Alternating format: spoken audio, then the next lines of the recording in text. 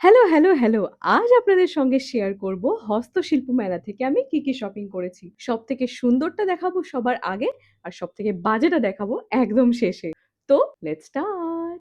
হস্তশিল্প মেলা থেকে কিনেছি এই সুন্দর স্কার্ট আর টপের সেটটা, যেটা আর ৫ টা স্কার্ট টপের মতো হয়তো নয়। কারণ এর সামনে দেখুন কি সুন্দর একটা ঢাকাইয়ের কাজ করা রয়েছে। আর স্কার্টের সবথেকে সুন্দর যে USP টা সেটা হচ্ছে সামনে এরকম সুন্দর কুচি করা রয়েছে। হাঁটলে পরে এটা ভীষণ সুন্দর একটা ফ্লো ক্রিয়েট করে। আর জিনিসটা ভীষণই কমফোর্টেবল, পুরো কটন মেটেরিয়ালের ওপরে। এরপরে আসি শুভেন্দুর পাঞ্জাবিতে। কালোর ওপরে এরকম মাল্টি কালার সুতো, স্পেশালি রাস্ট কালার আর সাদা রঙের সুতো দিয়ে এটা করা রয়েছে।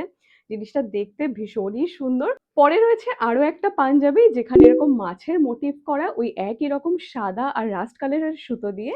তবে এই পাঞ্জাবির রংটা একটু অন্যরকম, যেটা ও আগে কখনো পরেনি।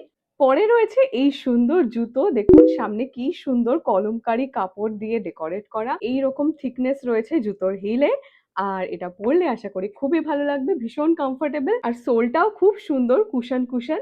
এরপরে নেওয়া হয়েছে গয়না বড়ি, যেটা একদম ভেঙে চুরে গেছে। নেওয়া হয়েছে এই সুন্দর ফ্রিজ ম্যাগনেটটা, কলকাতা লেখা। সত্যি বলতে এত জায়গায় যাওয়া হয়, কলকাতারই ফ্রিজ ম্যাগনেট এতদিন আমাদের ঘরে ছিল না, তাই এইটা নিয়ে নিয়েছি। এরপর ঠাকুরের জন্য নিয়েছি ৩টে পাথরের থালার গ্লাসের সেট। আর এগুলো তো আমার ভীষণ পছন্দের, সবকটা পোড়ামাটির জিনিস মূলত ঠাকুরেরই জন্য। তবে ভেবেছি এর উপর একটু রং করে দেবো, আশা করি তাতে দেখতে একটু সুন্দর লাগবে। তবে রং করব না এগুলোকে এইভাবেই ব্যবহার করব, আপনারা কমেন্ট করে সাজেশন দিতে পারেন। মাটির জিনিস তো আরো অনেক রকমারই ছিল, ইচ্ছে হচ্ছিল সবই একটা করে নিয়ে নিই। তবে যেগুলো আমি কিনেছি আপনার কোনটা সব থেকে বেশি ভালো লাগলো সেটাও কিন্তু কমেন্টে জানাতে ভুলবেন না।